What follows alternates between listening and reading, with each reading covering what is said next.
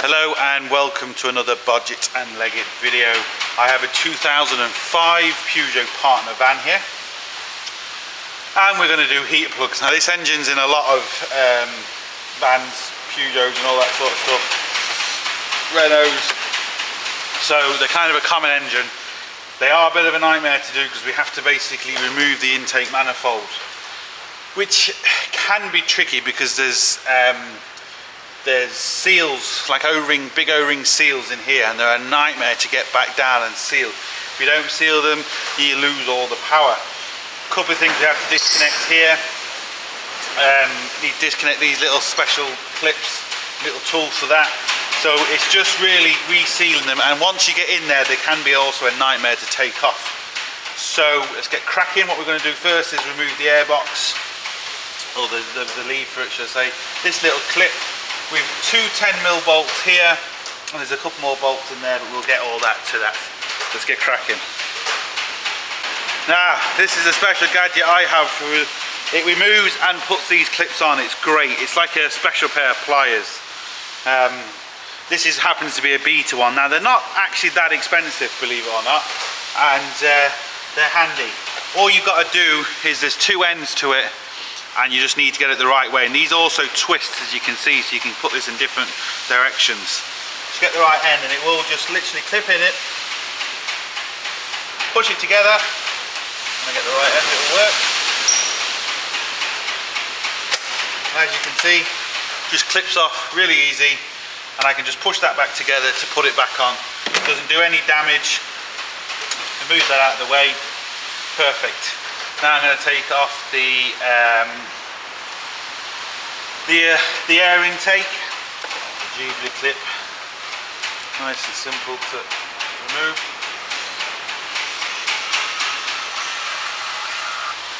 So I've removed the pipe. We've got two 10mm bolts at the back, and we've got two Allen keys right down here. I'll see if I can show you them. It's quite awkward, but right down there you can just see one Allen key and the other Allen key there, and they are the 10mm bolts. We're going to remove that next. So right at the back here, a couple of 10mm.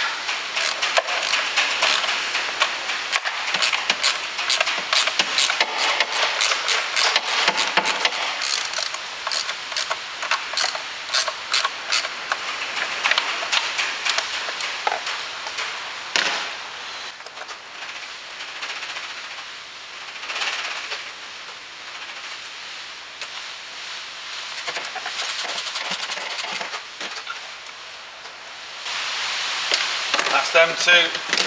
Also, I'm going to remove this little breather pipe here as well.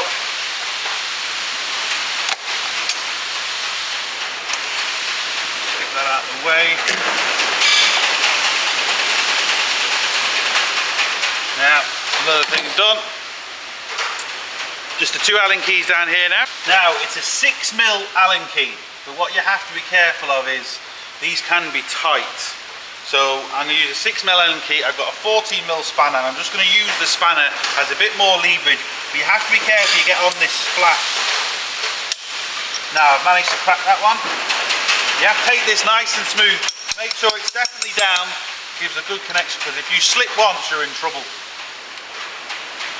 And again, I've just put a nice even pressure on it, kept the pressure, and they do go.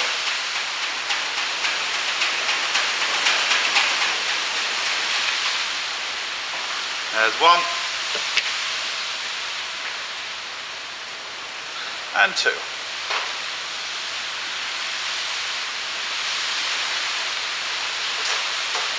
Sorted. Now this is where you have to be careful, because as we can see, we're loose this end, but we're still tied in on the rubber seals here. Also, make sure this is out the way, because you don't want this to get damaged. This is just, you have to kind of be kind of brutal, but careful at the same time. It is just really tight, and you can't really get anything in to try and wedge it because you'll break it. It's only plastic.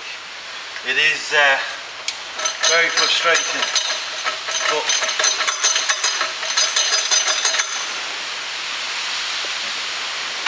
literally just once you wiggle it, eventually you'll get it.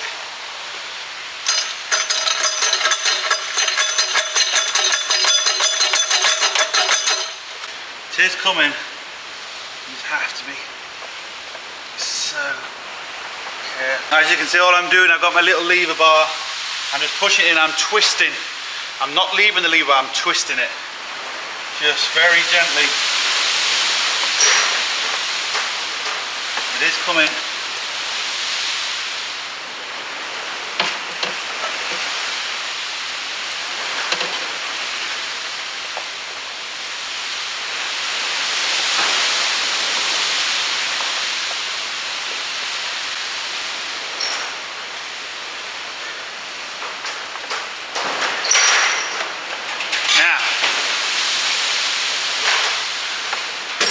I think that's got it. Yep.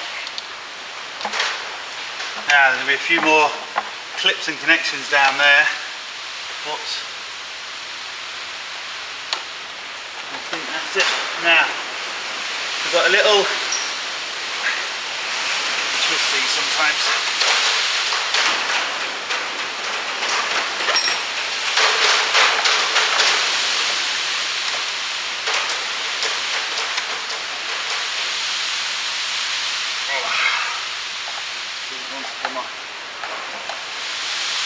See if I can just. No. What we got down here on here, we got a little clip I've just taken off, and we've got 2 vacuum pipes. And of course, I'll show you once I get it off. It's just very awkward, and I have to be careful.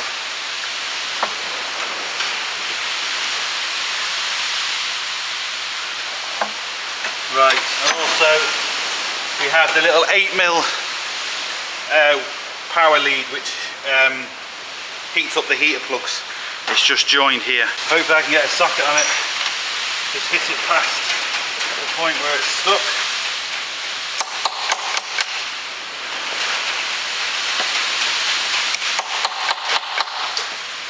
There we go. The problem is the wire was sticking up,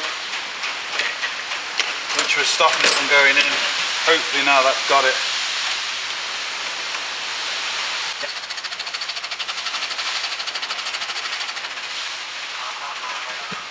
What you also want to do is disconnect the battery as well.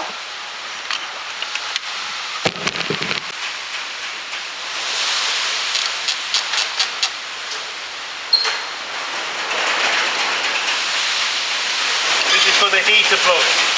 You've got kind of a power wire, and then you've got a wire that feeds it, so they're just basically together. That's like a little junction box.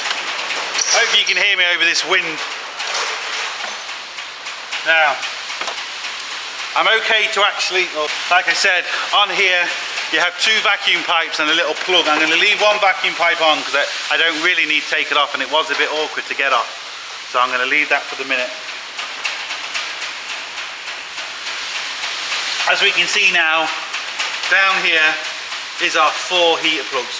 But on top of the 4 heater plugs is 4 little 7mm. But a good thing to remember is these are the seals I was talking about. Make sure the seals are in on this. They're not stuck in. They're not stuck in down here. Make sure they're actually in here, because it'll be a lot easier to put back on. And it's a good sign to make sure they're not ripped or teared or anything, because if they are, that'll be causing problems too. Now also on here, as we can see, we've got a big kind of an oil leak, which isn't really going to be helping. Now, you have a little rocker cover here, and then you have just this one here has the cam on it. But to take that off, this second one here with the cam, I think you have to take the cam off, memory serves. And if you do, just to replace that gasket is a nightmare. Timing belt, everything has to come off. Now if you're doing a timing belt on it, it's not too bad, because you can kind of do it all at once. So, but we're not going to worry about that today. We're just going to worry about replacing the heat plugs. Right, what I'm going to do now is I'm going to take off all these 7mm little bolts. Be careful not to lose these. Sometimes you get them new with the heater plug. I've just checked that one and I don't, so you have to be fairly careful.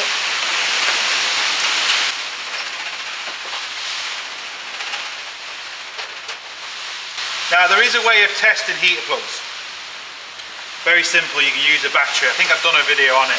But what I suggest, there's a possibility, I just dropped one bolt there. There's a possibility only one or two of these have gone. But I'm telling you here and now, just replace every single one of them. Don't mess around. Just replace them all, because believe me, you're only going to cause yourself hassle if you don't.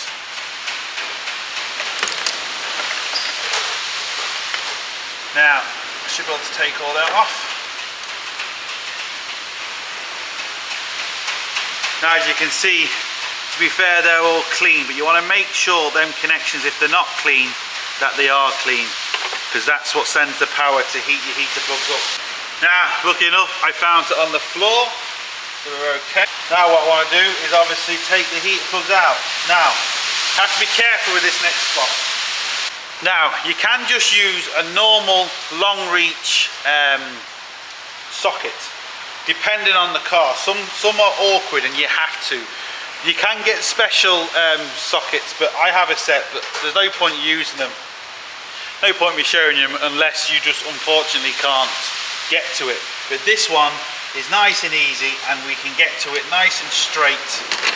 So we can just use a normal socket that fits. Now we have to be careful. That one came off nice and easy. That's good. You have to be careful that these haven't been cross-threaded or they're welded in or anything like that, because if these snap, you have to take your head off. Big job. Now, if someone's cross-threaded it in, there's nothing you can do about it, I'm afraid. You're just going to have to try and get it off. Now we can compare it, the new one and the old one. Make sure they're the same height, the threads are the same, they're not too long or too short. If they're too short, you're not going to do any damage, but if they're too long, you can damage your engine. You want to make sure everything's nice and the same, which it is. And also, what we need to make sure is we can get all these out, because you can find you can get one, that one come off nice and easy, and another one could be slightly seized. But again, they're coming off nice and easy. Now you do also, especially like this, you want to make sure, because of all the crap and crud we've got around, make sure I should really put stuff in there, old rags and stuff, just to make sure nothing goes down. And same with the heater plugs, the hole that's left with the heater plugs, you want to make sure nothing goes down. They're coming out nicely though. It's obviously a good sign. Oh, I say that, this one appears to be, oh no, we're okay. And basically, the way to put a new one down is just be careful, put it down by hand first, and whatever you do, make sure you screw it down by hand. Do not get the ratchet on. This has to go down a really good bit by hand first, as you can see. All that way. Now I know it's okay. And again, when you come to tighten it, don't use the whole side of the ratchet, just like spark plugs. I'll have to show you on the other one because you can't see that on camera at the minute. I'll just show you on this one. Put it down by hand. Screw it all the way by hand.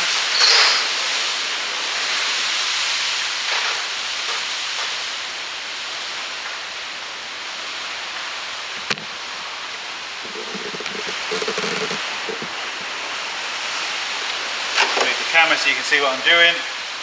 Now when I come to tighten this, I'm not going to use the end of the ratchet because you can get too much leverage. I'm not going to do that. I'm going to hold it in towards the end of it and just tighten it as tight as I can like that, because that won't put a lot of pressure on it, it won't over tighten it, and I know I'm sound.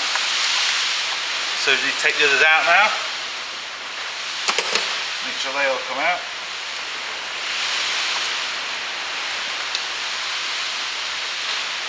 Now you can't really go off the looks of them either. Sometimes you can physically see them cracked, but not all the time. So that one looks fine, but doesn't necessarily mean it is. So don't just go off the looks. And the reason I'm changing these ones is because the car is hard to start. Now it wasn't hard to start this morning, even though the weather is really bad, but it wasn't really cold this morning. And the times it's been cold, it's been hard to start. But you also have to make sure it's not your battery. It's not, you haven't got a lazy starter motor. So just because your car is hard to start doesn't necessarily mean it's heater plug. So bear that in mind too. And another thing it might be, it could be your connections. So where it powers, or where your actual cables go, if they're not clean, you're not getting enough juice to heat up the heater plugs. So you want to do all them checks first before you kind of say it's the heater plugs. Because heater plugs aren't cheap, and you don't want to replace them for no reason. But if you do end up having to replace them all. No matter what, replace them all. And especially on something like this, because the amount of work to get to them is a nightmare. Now, we obviously don't need to clean the new heater plugs because they're new. And all I'm doing with this is just wiping these, because these are absolutely immaculately clean, as you can see from both sides. They're not rusty, they're nothing like that. There's a bit of oil on there, so just clean that up. As we can see, all perfect. So, what we need to do now, be careful, put them back on.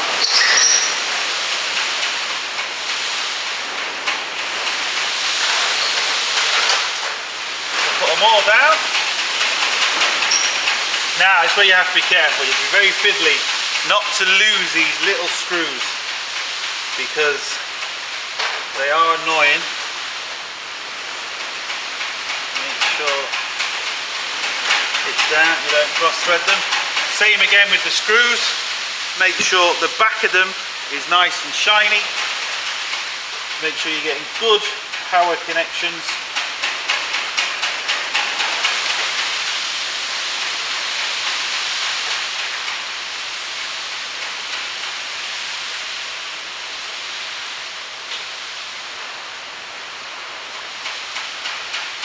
That's not going down for some reason. There we go. So we're nice and straight on it. Again, you don't want to over tighten these either, because you'll snap the tip off the go plug, which will mean you need new ones, which will cost you my bloody money. So, no, not good. Do that in a second. Hopefully. Now, 3 down. Last one.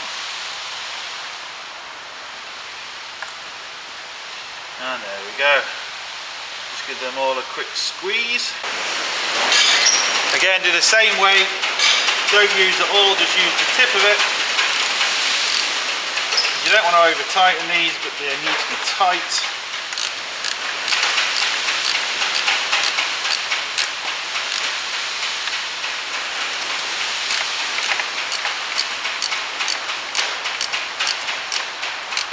Now, just double check they're not loose on them, and that's basically it. Now, unfortunately, I'm not putting all this back together because I have to do the timing belt kit, the water pump, and to fix that leaking gasket there.